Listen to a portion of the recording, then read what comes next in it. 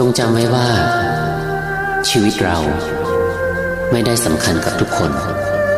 แต่สำคัญแค่กับใครบางคนที่เขาดีกับเราเท่านั้นจงรักษาคนที่เขาดีกับเราเอาไว้ให้ดีที่สุดส่วนคนไหนที่เขาไม่ดีกับเราก็จงปล่อยเขาไปทางใครทางมันอย่าเป็นคนดี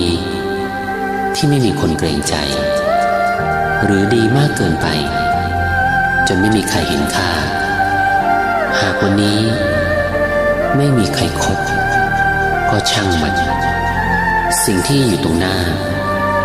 สำคัญกว่าสิ่งที่ผ่านมาเสมอทำวันนี้